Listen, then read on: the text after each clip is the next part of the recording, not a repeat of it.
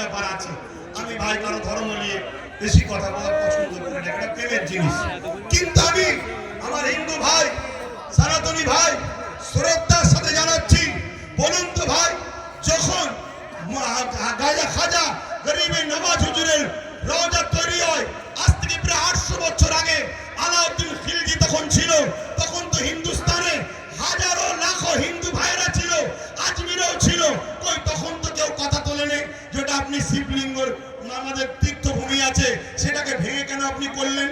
তারপরে আরো অনেক হুকুমতরা এসেছে, কই কখনো তো কোনো হিন্দু ভাই সনাতন ভাই আওয়াজ তোলেনি। তারপরে ইংরেজ এসেছে, আজকে আমার দেশে এই বিজেপির অটল বিহারী বাজপেয়ী সাহেব এসেছে, তখন তো আওয়াজ ওঠেনি।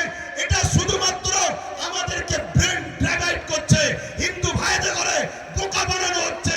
শ্রদ্ধার সাথে বলছি, আপনারা নিশ্চয়ই জানেন এলআইসি কে বিক্রি করে দেওয়া হয়েছে, এলআইসিতে চাকরি গেছে কাদের?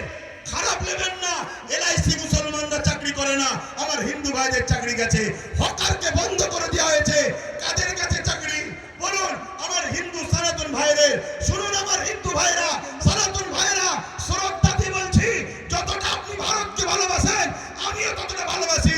আমি আপনাকে ছোট করছি না, তবে আমার ধর্ম বলছে দেশকে ভালোবাসা, দেশের জন্য মরা, এটা আমাদের জন্য পুণ্যের কাজ। দেশকে আমরা এতটাই ভালোবাসি, তাই আপনাদেরকে শ্রদ্ধার সাথে জানাচ্ছি,